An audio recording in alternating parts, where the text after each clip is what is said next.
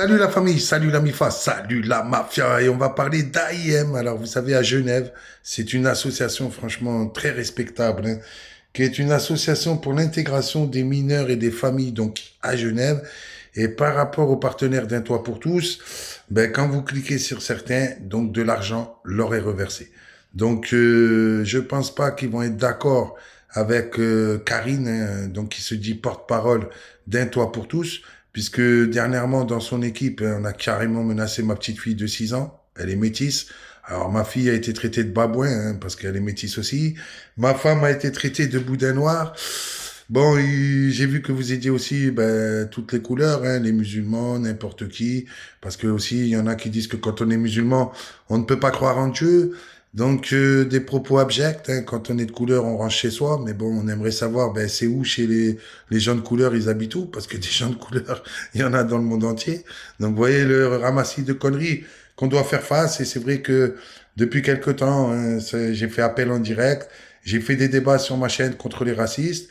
J'ai appelé ça les lives antiracistes et on était appelés par une bande de fous, quoi, hein, dont un certain Samuel S. qui fait partie du mouvement du Graal, qui prône ben, l'extermination du peuple palestinien, qui est l'ami donc de Stéphane, de Patrick, avec qui ils étaient en contact très très longtemps. D'ailleurs, Patrick, hein, pour vous dire, il nous appelait en appel en direct, mais bon, il faisait des bruitages, hein, comme il a fait dernièrement pour l'anniversaire de ma mère malade, hein, parce qu'il me reproche d'avoir souhaité l'anniversaire de ma mère sur YouTube, comme j'ai toujours fait. Hein, j'ai toujours fait comme ça. Enfin voilà, je voulais savoir un petit peu qu'est-ce que vous en pensez, parce que ma chérie, elle est de l'île Maurice. Alors maintenant, ils remettent en question qu'elle aurait subi des violences à l'île Maurice, que ça serait du baratin pour venir chez nous, alors que c'est pas du baratin. Elle a toutes les preuves pour ça, elle a les photos, elle a tout. Hein. Je veux dire, elle a un dossier hyper complet. Elle s'est intégrée, on ne peut pas dire qu'elle s'est pas intégrée, au contraire, elle a été dans des associations, elle a travaillé pour ces associations, hein, la dernière en date Emmaüs, et nous aussi, hein, avec l'association Les 13 SDF, elle a fait vraiment du très très beau travail. D'ailleurs, elle a tellement bien bossé qu'on lui a proposé un appartement avec moi, donc on avait gagné notre appartement, jusqu'au jour où ces gens l'ont dénoncé, ils nous ont ramené les flics à la maison pour essayer de la mettre en centre de rétention.